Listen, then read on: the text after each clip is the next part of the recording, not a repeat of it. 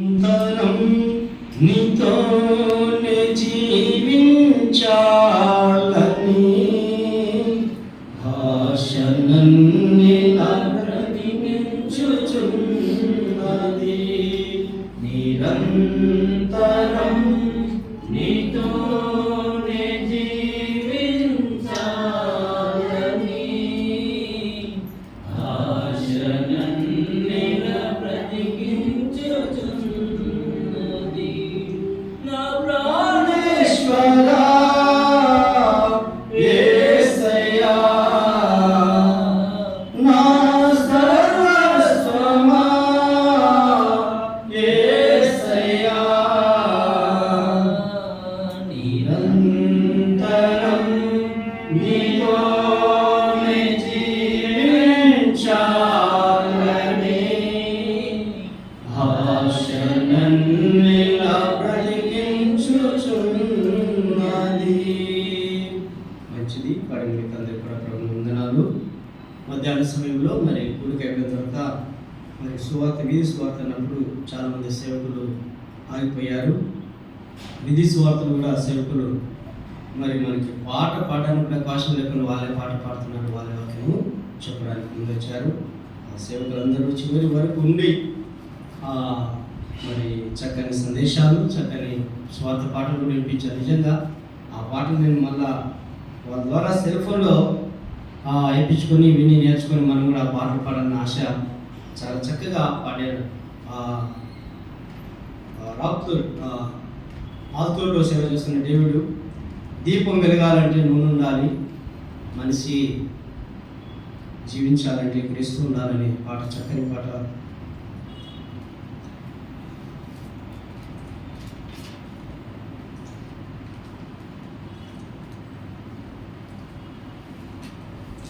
మంచిది.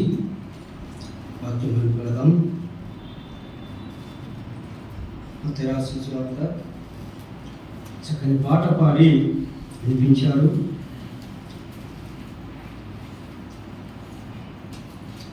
మత్తయి సువార్త 13వ అధ్యాయం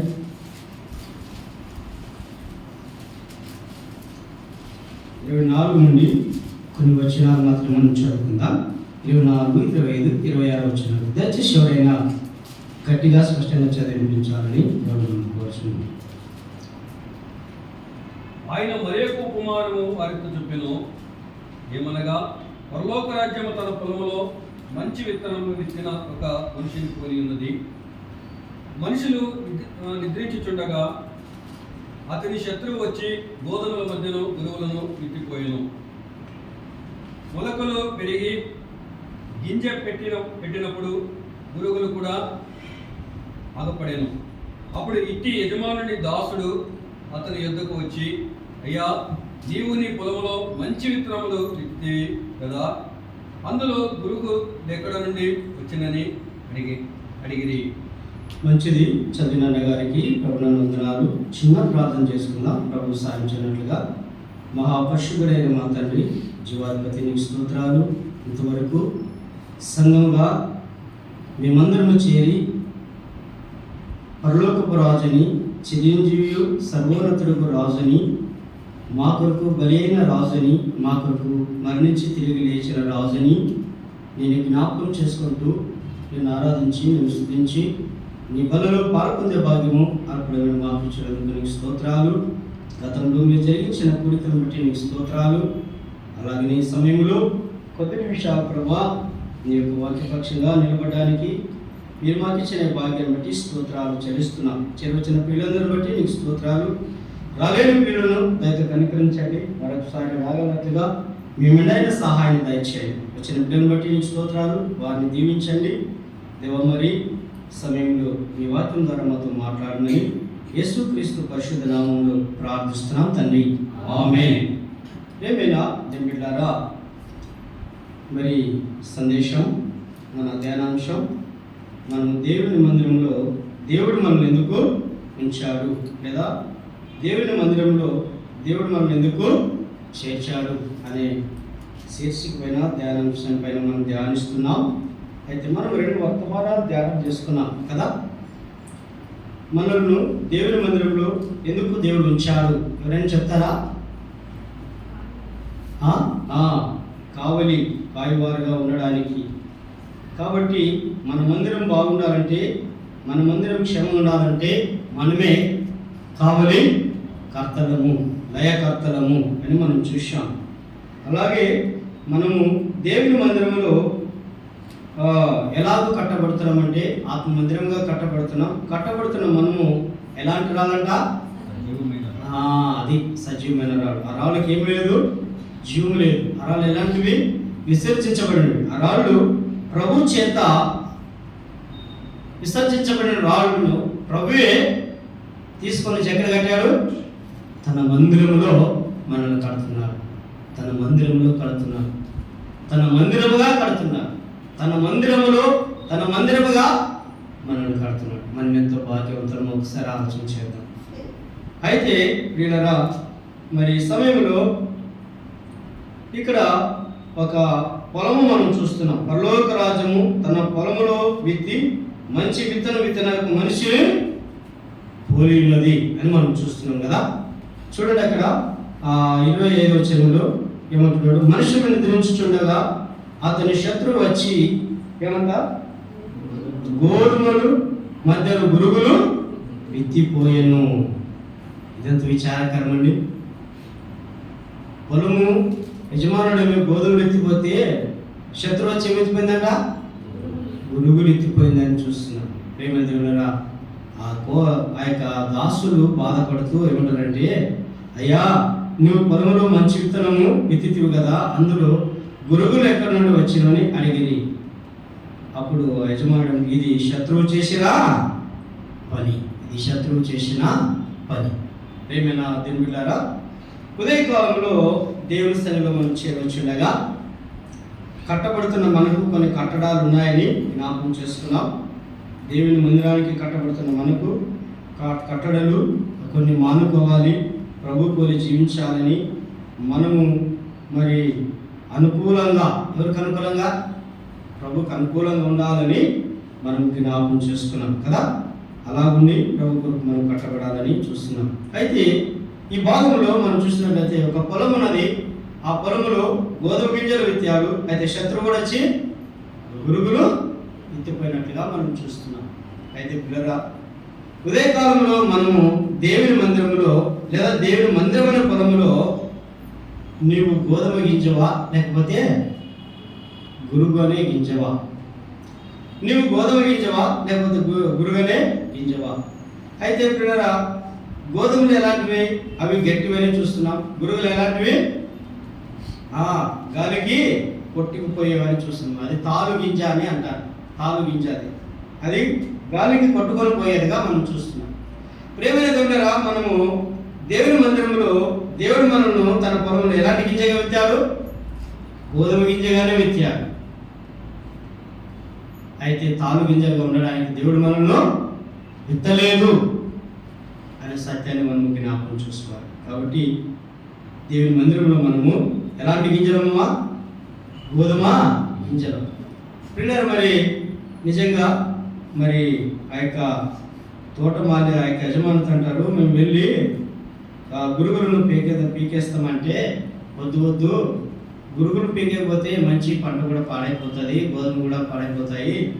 తగిన కాలం ముందు వస్తుంది, గోధుమలను గురుగులను పీకే కాలం వస్తుంది. అప్పుడు పీకి వాటిని మనము వేరుపరచదామని ఆ యజమానుడు చెప్పినట్టుగా మనం చూస్తున్నాం. కాబట్టి ఈ లోకంలో మనం కూడా దేవుని సన్నిధిలో గోధుమ గింజలాగా ఉన్నామా, గురుగులాగా ఉన్నామా? పైకి భక్తి గల వారు ఉంటారు, దాని శక్తిని ఆశ్రయించేవారు. మనం ఎలాంటి వారమంట? గురుగులతో సమానం. గురుగు ఏం చేస్తుంది? గాలి రాగానే కొట్టుకొని పోతుంది, అర్థం లేకుండా కొట్టుకొని పోతుంది. అదే గట్టి గింజ తూర్పెత్తినప్పుడు అది తను పడాల్సిన చోటనే అక్కడే కింద పడుతుంది. యజమానుడు తూర్పెత్తినప్పుడు దానిలో ఉన్న పొట్టు కాలిపోతుంది, గట్టి గింజ యజమానుడి కాళ్ళ కింద పడుతుంది. ప్రేమేంద్రులారా, మనం కూడా దేవుని మందిరంలో గోధుమ గింజలు మన సత్యాన్ని ఎరిగి దేవుని కొరకు గట్టి గింజలుగా మనము బ్రతకాలి, గట్టి గింజల్లాగా మనము జీవించాలి. ప్రియులారా, మరి ఎక్కువగా నేను చెప్పడానికి ఇష్టపడిన కానీ కొన్ని మూడు ఉదాహరణలతో చెప్పి నేను ముగిస్తాను. ప్రియమంతులారా, మరి లూకాసు వార్తలో 10 చూస్తే అక్కడ ఒక మనిషికి 100 గొర్రెలు ఉన్నాయంట. 100 గొర్రెల్లో ఒక్క గొర్రె తప్పిపోయింది. 10 వచనాల్లో మనం చూస్తున్నాం. అయితే ఆ ఒక్క గొర్రె తప్పిపోయినప్పుడు కాపరి ఆ 99 గొర్రెలు వదిలేసి ఏం చేస్తాడు? అడవిలోనికి వెళ్ళిపోతాడు. వెళ్ళిపోయి ఏం చేస్తాడు? ఆ ఒక్క గొర్రె కోసమే ఎదుగుతాడు. అది దొరికినప్పుడు సంతోషిస్తూ ఆ గొర్రెల కాపరి అంటాడు, మారు మనసు అక్కర్లేని 99 గొర్రెల విషయంలో ఆయన సంతోషపడదండి, కానీ మారు మనసు పొంది ఒక్క పాప విషయంలో ఆయన సంతోషపడినట్లుగా మనం చూస్తున్నాం. ప్రేమిలారా, నిజంగా చూడండి, వారు ఆ 100 గొర్రెలు 99 ఎలాగ ఉన్నాయట? తాలిగింజలాగా ఉన్నాయి, గొర్రెలాగా ఉన్నాయి, కానీ అవి గట్టి గొర్రెలాగా లేవు, బలహీనమైన గొర్రెలుగా ఉన్నాయి, గాలితో పుట్టుకుపోయిన గొర్రెలాగా ఉన్నాయి. అయితే ఒక్క గొర్రె విషయంలో యజమానుడు కాపరి సంతోషించినట్టు మనం చూస్తున్నాం. కాబట్టి ప్రేమిలారా, ఆ ప్రభువారు మనను చూసి గట్టి గింజని సంతోషపడుతున్నాడా, లేకపోతే తాలిగింజని బాధపడుతున్నాడా? ఒకసారి మనం ఆలోచించేద్దాం. అలాగే యేసుప్రభు దగ్గరికి 10 మంది కుష్ఠరోగులు వచ్చారు. వచ్చి ఏమన్నారు? మాము శుద్ధులవ్వాలని కోరుకున్నారు. దేవుడు ఏమన్నాడు? సరే, మీ మాట చొప్పున మీకు కలుగుతుంది, మీరు ఊరిలోనికి వెళ్ళండి, మీరు శుద్ధులు అవుతారన్నారు. ఊరిలోనికి వెళ్ళారు 10 మంది కదా. ఊరిలోనికి వెళ్తున్నప్పుడు 10 మంది శుద్ధులయ్యారు. కానీ ఎంతమంది వచ్చారమ్మా? దేవుని జ్ఞాపకం చేసుకోవడానికి, దేవుని స్తుతించడానికి ఒక్కరే వచ్చినట్లుగా చూస్తుంది. చూడండి, ఆ 10 మందిలో 9 మంది గురుగులాగా లోకంలో కలిసిపోయారు. అయితే ఒక్కరు మాత్రానికి గోధుమ గింజలాగా వచ్చి దేవుని ఆరాధించినట్లుగా మనం చూస్తున్నాం. ప్రభు ద్వారా మేలు పొందుకొని ప్రభు దగ్గరికి వచ్చి ప్రభుని గర్పరచాల్సి ఉన్నట్టు ఆ కుష్ఠరోగులు ఆ ఊరిలోనికి వెళ్ళి తమ కుటుంబాలతో తాము సంతోషంగా ఉంటూ ప్రభుని జ్ఞాపకం చేసుకోకుండా, ప్రభు సన్నిధికి రాకుండా, ప్రభు దగ్గర రాకుండా ఉన్నట్లుగా మనం చూస్తున్నాం. ఒకవేళ నీవు కూడా ప్రభుని ఆరాధించడానికి రాలేదంటే, ప్రభుని జ్ఞాపకం చేసుకుని రాలేదంటే, నీవు కూడా ఆ స్థితికి చెందిన వాడవే, ఆ స్థితికి చెందిన దానవే అని జ్ఞాపకం చూసుకోవాలి. అయితే పిల్లరా, ఆ ఒక్క గింజ వచ్చి దేవుని గొప్ప శబ్దముతో ఆరాధించినట్లుగా మనం చూస్తున్నాం. కాబట్టి పిల్లరా, ఆ 9 మంది గురుగులాగా కనబడ్డారు, ఒక్కరు మాత్రానికి గోధుమ గింజలాగా కనపడినట్లుగా మనం చూస్తున్నాం. అలాగనే ఇశ్రాయేలు ప్రజలు కూడా అరణ్యంలో 6 లక్షల మంది అరణ్యంలో ప్రయాణం చేయడానికి ముందు వారు ఐగుప్తులు ఎంతమంది? 6 లక్షల కార్బల జనము అని మనం చూస్తున్నాం. 6 లక్షల కార్బల జనములో ఎంతమంది కానాను దేశాన్ని చేరుకున్నారు? 2 చేరుకున్నట్లుగా మనం చూస్తున్నాం. దానికి కారణాలు వాళ్ళే దేవుని పైన సనగడం, దేవుని పైన తిరుగుబాటు చేయడం, దేవుని దూషించడం, దేవుని గాయపరచడం, దేవునికి కోపం తెప్పించి వాళ్ళు ఏమయ్యారు? అరణ్యంలో రాలిపోయినట్లుగా మనం చూస్తున్నాం. చూడండి, 6 లక్షల మంది బయలుదేరితే 2 కనాను దేశాన్ని చేరుకున్నట్లు. అంతే, వాళ్ళు ఎలాగైపోయారు? వాళ్ళు గురుగుల్లాగా అక్కడక్కడ కొట్టుకొని పోయినట్లుగా మనం చూస్తున్నాం. అరణ్యంలో కొందరు సర్పం చేత కాటు వేయబడి చచ్చిపోయారు, మరి కొందరు ఆయనకు ఉన్నటువంటి రోగాల చేత చచ్చిపోయారు. చూడండి, దేవుడు వారిని ఎలాగో కాపాడుకుంటూ వచ్చినా కూడా వాళ్ళు దేనిపైన సరిగినప్పుడు వారు గురుగులాగా మరి వారు కొట్టుకొని పోయినట్లుగా మనం చూస్తున్నాం. యెహోవా దేవుడు ఎంత బాధపడి ఉంటాడు ఒకసారి ఆలోచించేద్దాం. వారి కోసము సముద్రాన్ని 2 పాయలుగా చేశాడు. వారి కోసము పగటి వేళ మేఘస్తంభంగాను, రాత్రి వేళ అగ్నిస్తంభంగాను వారి గుండె నడిపిస్తున్నాడు. వారి కోసము ఆకాశం నుండి మన్నాను కురిపించాడు. వారి కోసము బండ నుండి నీళ్లు పట్టించాడు. ఇంత అద్భుతం చేసిన వారు దేవుణ్ణి దూషించి దేవుణ్ణి అవమానపరిచినట్లుగా మనం చూస్తున్నాం. అయితే వారు అందుకే అరణ్యంలో వారు రాలిపోయినట్లుగా మనం చూస్తున్నాం. చూడండి పిల్లరా, 6 లక్షల మందిలో మరి గోధుమ గింజలాగా ఉన్న ప్రజలు వాళ్ళు ఎలాగైపోయారు? గురుగుల్లాగా మారిపోయి అక్కడక్కడ కొట్టుకొని పోయినట్లుగా మనం చూస్తున్నాం. అరణ్యంలో రాలిపోయినట్లుగా మనం చూస్తున్నాం.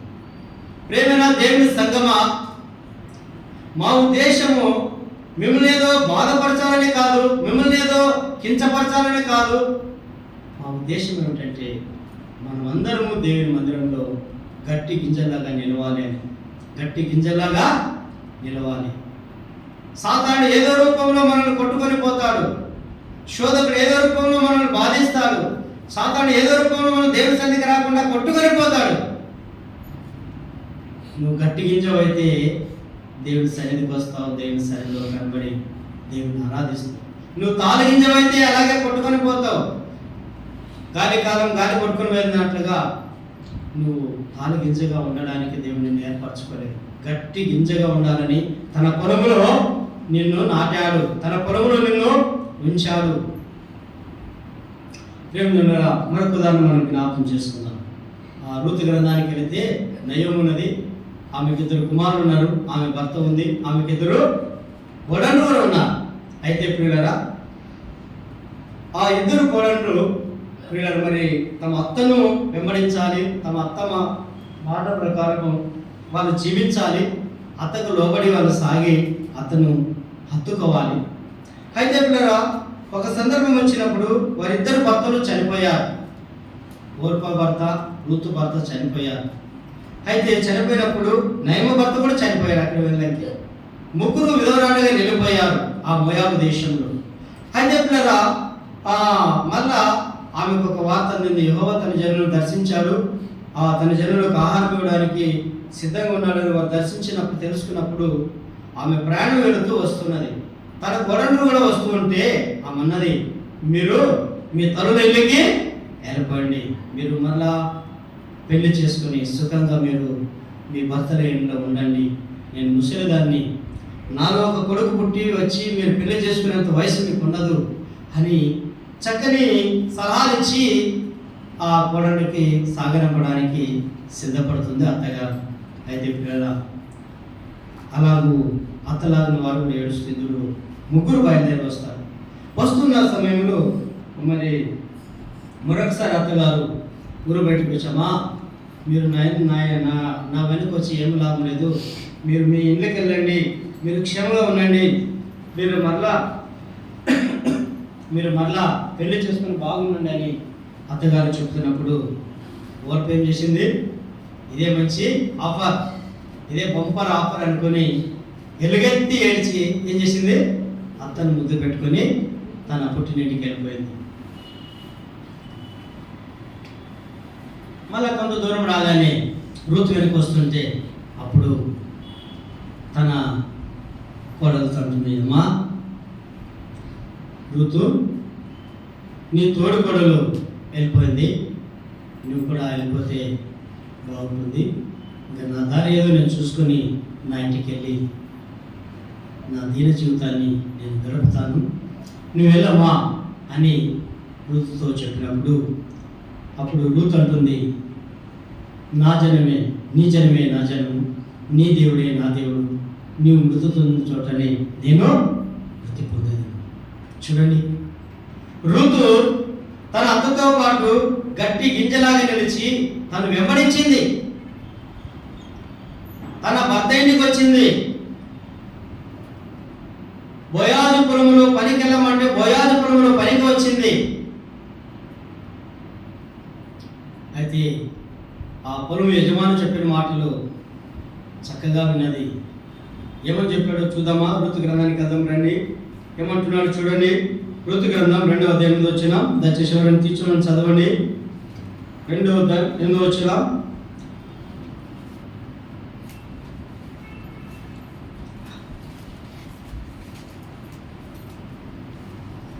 అప్పుడు బోయాజు రూతుతో నా కుమారి నా మాట వినుము, వేరొక పొలములో. వినండి ఏమంటున్నాడు ఆ పొలము యొక్క అధికారి, వేరొక పొలము ఏరుకొనటకు పోవద్దు, వేరొక పొలంలోనికి ఏరుకొనటకు పోవద్దు, దీనిని విడిచిపోవద్దు, ఇచ్చుట నా మాట నా పనికత్తెల యొక్క నిలకడగా ఉండు. ఇక్కడ నా పనికత్తెల యొక్క నిలకడగా ఉండు. నా కుమారి వేరొక నా మాట వినుము అంటే ఆ యొక్క బోయాజు పొలం యొక్క అధికారి ఆమెకు ఆజ్ఞాపిస్తున్నాడు, వేరొక పొలంలోనికి పోవద్దు, వేరొక పొలంలోనికి నువ్వు పోవద్దు, నువ్వు ఇచ్చటే ఉండు, నా పనికత్తెలతో ఉండు, ఇందులోనే నువ్వు నిలిచి ఉండు, నిలకడగా ఉండని తెలియజేసినట్టుగా చూస్తున్నాను. వీళ్ళరా రూతు మోయాబీయురాలు అయితే దేశానికి వచ్చి వంశం ప్రజల మధ్యకి వచ్చి మరి దేవుని బిడ్డల మధ్య తాను జీవించి దేవుని బిడ్డగా జీవించి దేవుని కొరకు తాను జీవించి నిజంగా పరిశుద్ధ గ్రంథంలో 66 గ్రంథాల్లో రూత్ అనే గ్రంథంగా ఆమె నిలిచినట్లుగా మనం చూస్తున్నాం. ఎందుకు ఆమె నిలిచింది? ఆమె దేవుని కొరకు గట్టి గింజలాగా తీర్మానం చేసుకున్నది. తమ అత్త ఏంటో ఏమి లాభం ఉందో ఏమి క్షేమం ఉందో తెలియదు, కానీ తన అత్తను వెంబడించి తన అత్తను హత్తుకొని వచ్చినట్లుగా మనం చూస్తున్నాం. చూడండి, రూతు గోధుమ గింజలాగా గట్టి గింజలాగా నిలిచింది, ఓర్ప గురుగులాగా వెళ్ళిపోయినట్లుగా మనం చూస్తున్నాం. పరిశుద్ధ గ్రంథంలో అక్కడే కనబడుతుంది, మరి ఎక్కడ ఆమె కనపడినట్లుగా మనం చూస్తున్నాం. ప్రేమైన దేవులారా, మనం కూడా దేవుని మందిరంలో మరి గోధుమ గింజనే గట్టి గింజలాగా తన సన్నిధాన పొలంలో మనల్ని నాటాడు. మనము మరి గురుగులాగా ఉన్నామా, గోధుమ గింజలాగా ఉన్నామా? ఒకసారి మనం ఆలోచించేద్దాం. మనం ఎలాంటి గింజలాగా మనం ప్రభు సన్నిధిలో ఉన్నాం? మరి ప్రియులరా, నువ్వు గట్టి గింజవైతే నువ్వు అన్నిటికీ గట్టిగా గాలికి వానికి తట్టుకొని ఉన్నప్పుడే నువ్వు గట్టి గింజవైతావు. తాలు గింజ అయితే గాలిస్తే ఏం అవసరం లేదు, కొట్టుకొని పోతుంది. కాబట్టి ప్రేమికులారా, మన భక్తి జీవితం, మన ప్రార్థన జీవితం, మన విశ్వాస జీవితం, మన నీతి జీవితం, మన యొక్క సాక్ష్య జీవితం గట్టి గింజ అయితే నువ్వు నిలబడతావు. ఏం ఆశించకుండా నువ్వు నిలబడతావు. రూతు ఏమైనా ఆశించి వచ్చిందమ్మా? తమ అత్త ఇంటిలో ఉందని ఆస్తుందని ఆశించి వచ్చిందా? పేరుందని ఆశించి వచ్చిందా? ఏమీ లేదు. ప్రేమికులారా, రూతు గట్టి గింజలాగా నిలబడింది. అలాగనే మత్తయి సువార్త 10:5-25 అన్నట్లయితే 1 నుండి 10 వచనాలు మనం చదివితే 10 మంది బుద్ధిగల కన్యకులను మనం చూస్తున్నాం కదా. 10 మంది కన్యకులను మనం చూస్తున్నాం. 10 మంది కన్యకల్లో 5 మంది ఎత్తబడ్డారు, 5 మంది విడవబడినట్లుగా చూస్తున్నాం. 5 మంది బుద్ధిగల కన్యకులు, 5 మంది బుద్ధి లేని కన్యకలనే పేర్లు మనం అక్కడ చూస్తున్నాం. అంటే అర్థమేమి? 5 మంది గట్టి గింజల్లాగా వాళ్ళు పెళ్లి కుమారుని ఎదుర్కోవడానికి వచ్చారు. 5 మంది తాలు గింజల్లాగా వచ్చారు. తాలు గింజలాగా వాళ్ళు కొట్టుకొని వెళ్ళిపోయినట్లుగా చూస్తున్నాం. ప్రభు ఎప్పుడు వస్తాడో తెలియదు, ఏ సమయాన్ని వస్తాడో తెలియదు. అయితే ప్రభు కోసము, పెళ్లి కుమారు కోసం వాళ్ళు ఏ క్షణమైన రాని తమ డ్యూటీలో నూనె సిద్ధపరచుకొని వచ్చినట్లుగా చూస్తున్నాం. అయితే కొందరు వచ్చారు, వచ్చినప్పుడు చూసుకుందాంలే, వచ్చినప్పుడు మనం నూనె తెచ్చుకుందాంలే, వచ్చినప్పుడు దీపాన్ని చక్కపరుచుకుందాం దాన్ని.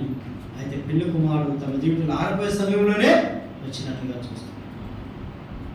అయితే పిల్లరా, అక్కడ మనం చూస్తున్నాము 5 మంది బుద్ధిగల కన్యకలుగా ఉండే పెళ్లి యొక్క విందులో పెళ్లి కుమార్తె పాటు వెళ్ళినట్లుగా చూస్తున్నాం.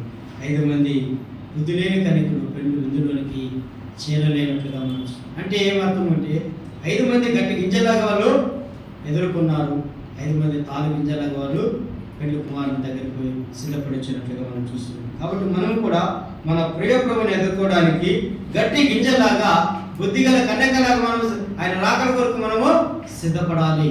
ఆయన ఎప్పుడు వస్తాడో తెలియదు, ఏ జామున వస్తాడో తెలియదు, ఇప్పుడే వస్తాడో తెలియదు, మనం ఇంటికి వెళ్ళే సమయానికి వస్తాడో తెలియదు. అయితే మనము ప్రభువా నువ్వు వస్తే నీతో రావడానికి నేను సిద్ధంగా ఉన్నాను, ఈ లోకంతో ఈ లోకపు పద్ధతిలో నాకు పని లేదని మనం చెప్పినప్పుడు ప్రభు కొరకు మనం జీవించినప్పుడే గట్టి గింజలాగా ఉండి ఎత్తబడతాం. ప్రభులాగా జీవించినప్పుడే మనం ఎత్తబడతాం.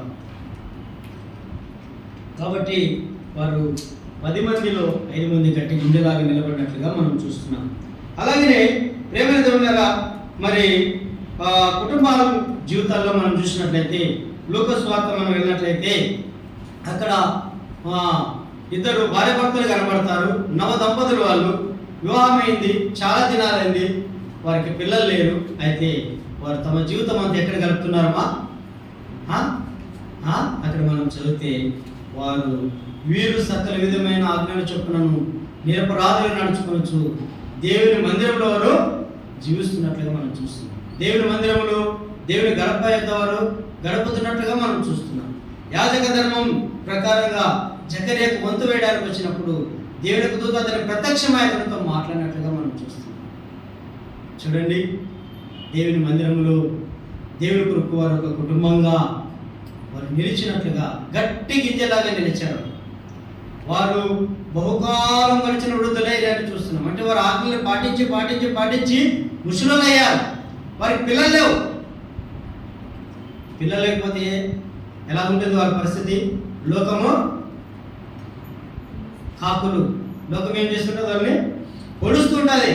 ఏమయ్యా, ఏమమ్మా, మీరు ఇంత భక్తిగా ఉన్నారు, ఆరాధన చేస్తున్నారు, ప్రతి ఆదివారం ఆరాధనకి వెళ్తున్నారు, దినదము ప్రార్థన చేస్తున్నారు, ఎక్కడ కుడుకలంటే అక్కడ వెళుతారు, కానీ మీరేమి, మీ జీవితంలో మేరే లేదే, మీ జీవితంలో క్షేమమే లేదే, మీ జీవితంలో ఆశీర్వాదం లేదే అని లోకం వాళ్ళకి పొడుస్తూ ఉంటుంది. అయినా వాళ్ళు అవన్నీ లెక్క చేయలేదు. కానీ వారు ప్రభు యొక్క ఆజ్ఞలని వారు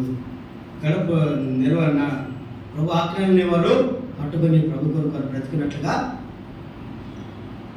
మనం చూస్తున్నాం. కాబట్టి వారు దేవుని మందిరంలో దేవుని కొరకు ఆజ్ఞలు పట్టుకొని దేవుని కొరకు వారు జీవించి గట్టి గింజలనే కుటుంబంగా వారు నిలిచినట్లుగా మనం చూస్తున్నాం. కాబట్టి ప్రేమలరా, జకర ఎలిజబెతులు దేవుని మందిరానికి ఒక గట్టి గింజలాగా వాళ్ళు నిలిచారు. మన జీవితాల్లో మనం ఎంతగా దేవుని మందిరంలో గట్టి గింజలాగా మనం ఉంటున్నామా, లేదా తాలు గింజలాగా మనం ఉంటున్నామా? ఒకసారి మనం పరీక్షించుకుందాం.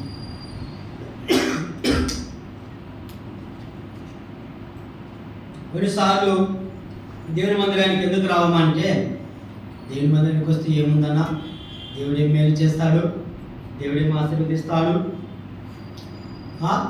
దేవుని మందిరానికి వస్తే మాకేమీ మేలు కలగట్లేదు, అందుకే మేము దేవుని మందిరానికి రాకుండా ఆగిపోతున్నాం. చూడండి ఎంత విచారకరం. అయితే జకర ఎలిజబెతులు అలాగ అనుకోలేదు.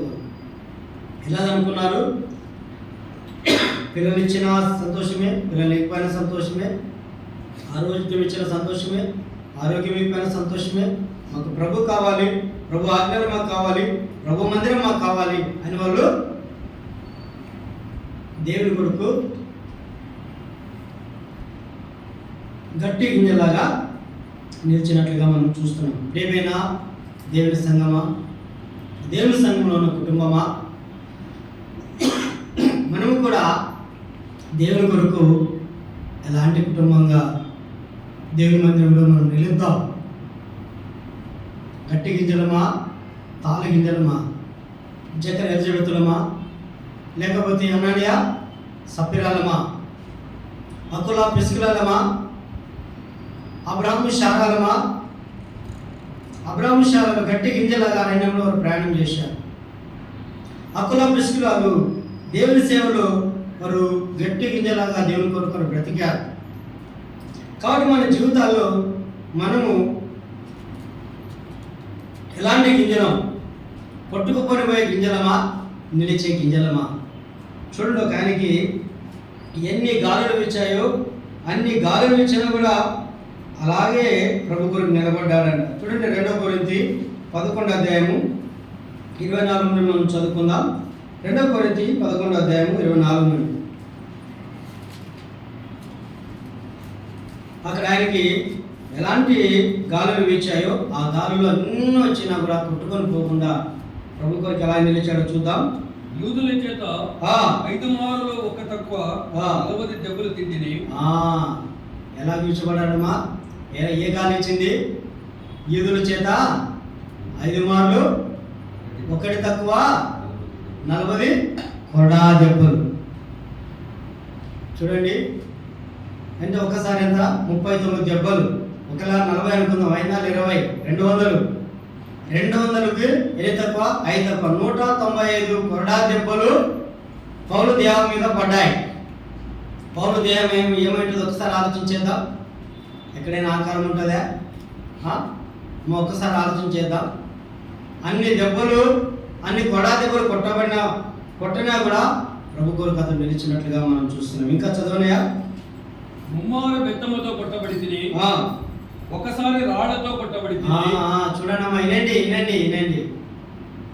ఎలాంటి గాలి వీస్తున్నాయి పౌలుకి? రాళ్లతో కొట్టబడుతున్నాడు, బెత్తాలతో కొట్టబడుతున్నాడు, కొరడాలతో కొట్టబడుతున్నాడు. ఇంకా ముమ్మారు ఓడ పగిలి శ్రమపడితిని. ఓడ పగిలి శ్రమ పడుతున్నాడు. ఎలాంటి గాలులు పౌలుకి ఇస్తున్నాడు చూడండి. కిందికి రానా? నదుల వలన ఆపదలు అనేక పర్యాయములు ప్రయాణములోను నదుల వలనైనను ఆపదలలోను దొంగల వలనైనను స్వజనుల ఆపదలలోను అన్యజనుల వలన ఆపదల్లోను కపట సోదరుల ఆపదల్లోను అరణ్యములో ఆపదలు సముద్రంలో ఆపదలు కపట సహోదరుల ఆపదలు ఇన్ని గాలులు వీచినా ఆ గింజ ఎలా నిలిచింది అమ్మా వినండి ఎలా నిలిచింది గట్టి గింజలాగా నిలిచింది మనకు ఒక్క గాలి వస్తే చాలిగా ఎక్కడుంటామో మన అడ్రస్ తెలియదు కదా రెండో గాలి వచ్చిందనుకో మరి ఎక్కడుంటామో తెలియదు పౌలుకి ఇన్ని గాలులు వీచాయి ఇన్ని గాలులు వీచినా ఇన్ని విధాలు శోధించబడినా అతడు ప్రభుని విడవలేనట్లుగా చూస్తున్నాడు నా మట్టుకైతే బ్రతుకుట క్రీస్తే చావైతే చూడండి పిల్లల పౌలు దేవుని కోసం గట్టి గింజలాగా నిలిచాడు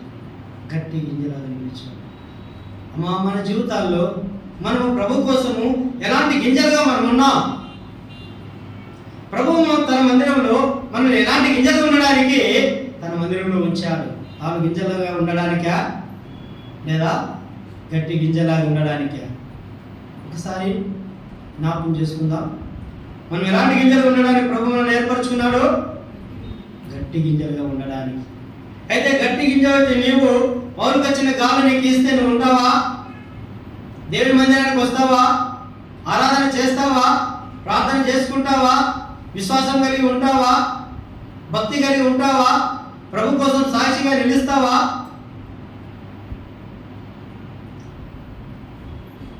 లోకంలో కలిసిపోతావా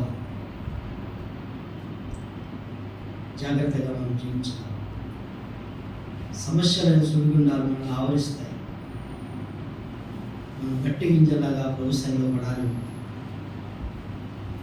ఎక్కడెక్కడో కొట్టుకొని పోతాయి మనం ప్రార్థన రాకుండా కొట్టుకొని పోతాయి ఆరాధన రాకుండా కొట్టుకొని పోతాయి దేవుని సన్నిధికి రాకుండా గడప దొక్కడం మనం కొట్టుకొని పోతాయి అయితే మనం వాటన్నిటిని ఎదుర్కొని ప్రభు సన్నిధిలో వచ్చి పడినప్పుడే ఎలాంటి గింజలు మనము గట్టి గింజలు తన పొలంలో నాటబడిన గట్టి గింజలు మనం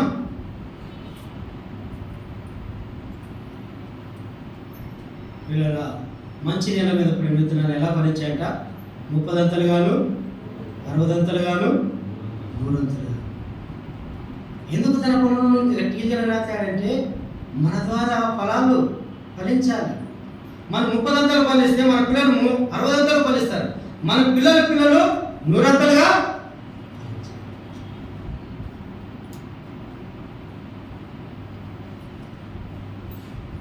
మనం ఎలాగున్నామంటే ఆరాధనకి ఎందుకు రాలేదంటే తాలిగింజలాగా మనం ఉంటాం ప్రార్థనకి ఎందుకు రాలేదు తాలిగింజలాగా మనం ఉంటాం కొడుకులకి ఎందుకు రాలేదు తాలిగింజలాగా ఉంటాం అలా ఉండడానికి దేవుడు మనలో మనం నేర్పచ్చు తన సంగమైన పొలములో మనం గట్టి గింజలుగా గోధుమ గింజలాగా ఉండాలని దేవుడు మనలో నేర్పచ్చు కాబట్టి సందేశాన్ని ముగిస్తున్నాను దేవుని మందిరంలో మనం ఎలాంటి గింజలమా గట్టి గింజలాగా ఉండాలని దేవుడు మనలో తన పొలంలో ఉన్నాడు. అయితే మనం ఇంకా గట్టి గింజలుగా ఉండాలంటే ఏమి చేయాలంటే మత్తయి సువార్త 7వ అధ్యాయం 22-23 వచనాలు చదివినట్లయితే అక్కడ ఉందండి 2 పునాదులు ఉన్నాయి. ఇసుక మీద కట్టబడిన పునాది, బండ మీద కట్టబడిన ఈయన మాటలు చొప్పున చేయవారు బండ మీద కట్టబడిన ఇల్లులు పోలి ఇల్లులు. ఆ ఇంటి మీదకి ఏమొస్తాయంట? గాలి వస్తుందంట, వాన వస్తుందంట, వరద వస్తుందంట. అప్పుడు అది ఇల్లు ఎలా ఉంటుందంట? గట్టిగా ఉంటుంది. అదే అక్కడ మరొక పునాది వేయబడింది, ఇసుక మీద కట్టబడిన వారు ఎలా ఉన్నారంట? వాన వచ్చిందంట, వరద వచ్చిందంట, గాలి వచ్చిందంట, అది కొట్టుకొని పోయింది. కాబట్టి మనం గట్టి గింజలాగా నిలవాలంటే ప్రభు మాటల మీద మనము కట్టుబడాలి, ప్రభు సన్నిధిలో మనము నిలవాలి, ప్రభు మాటల చేత మనము బ్రతకాలి, ప్రభు మాటలపై మనము నడవాలి. ఇక్కడ బోధిస్తున్నాము అండి, కానీ ముందు జీవితము ఏం బోధిస్తున్నాం అలాగే మనం జీవించినప్పుడే ప్రభుకు మనం ఏ ఉద్దేశంతో మనం ఏర్పరచుకోవాలా జీవించినప్పుడే మనం గట్టి గింజలం.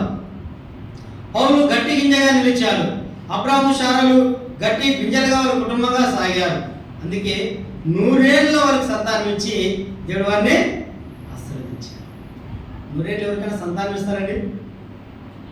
వారిని అంతవరకు పరీక్షించాడు దేవుడు. కాబట్టి మనం అలాగే మనం ప్రభు కొరకు నిలుద్దాం.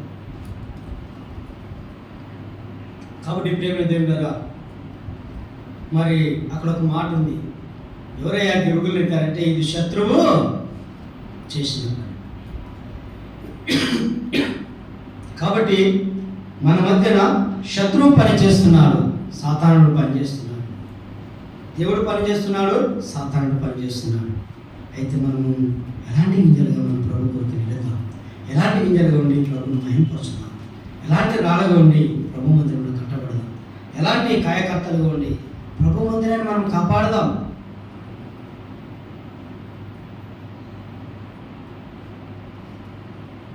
ఏమైనా దేవుడారా, దేవుడు మనల్ని ఒక గొప్ప ఉద్దేశంతో ఏర్పరచుకున్నాడు. ఎప్పుడు ఏర్పరచుకున్నాడు? జగత్తులో పునాది వేయబడక మునిపే. జగత్ పునాది వేయబడక మునిపే నాకు ఒక్క మాట జ్ఞాపకం వస్తుంది. కొండలు పుట్టక మునిపే, భూమి పుట్టక మునిపే, కొండలు పుట్టక మునిపే, భూమి పుట్టక మునిపే దేవుడు మనలో ఏర్పరచుకున్నాడు. ఇప్పుడు కాదు ప్రణాళిక దేవుడు. ఇప్పుడు 100 ఏళ్ల కిందటే మనం ఇలాగ షారోన్ సంఘంగా కూడాలని, షారోన్ సంఘంగా కట్టబడాలని కొన్ని ఏళ్ళ క్రితం దేవుడు మనలో తన ప్రేమను ఏర్పరచుకున్నాడు.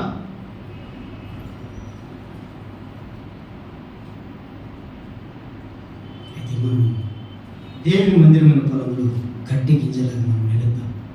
ఎలాంటి గింజలుగా? గట్టి గింజలుగా మనం నిలుద్దాం. దేవుని కొరకు ఫలించుదాం. దేవుని కొరకు 30 ఫలించుదాం. దేవుని కొరకు 100 ఫలించుదాం. దేవుని కొరకు 60 ఫలించుదాం. మన కెపాసిటీ 30 ఓకే. మన పిల్లలు 60 దేవునికి స్తోత్రం. మన పిల్లతరము 100 మరి దేవునికి స్తోత్రం. కాబట్టి మనం దేవుని సన్నిధిలో గట్టి గింజలు నిలిచి ప్రభు నామాన్ని మహిమపరచుదాం. అలాంటి గట్టి గింజలనే బోధనలాగా మనం ప్రభు సన్నిధిలో నిలుద్దాం. అట్టి భాగ్యాన్ని దేవుడు మనకు, మన కుటుంబాలకు, మన సంఘానికి దేవుడు సమృద్ధిగా దయచేయగా, దేవుడు కొద్ది మాటలు దీవించగా, మితమైన మాటలను ఫలించినట్టుగా, దేవుడు దీవించినట్టుగా, మనం బలపరిచినట్టుగా మన మధ్య ఉన్న లోకేష్ మన సోదరుడు ప్రార్థన చేస్తారు.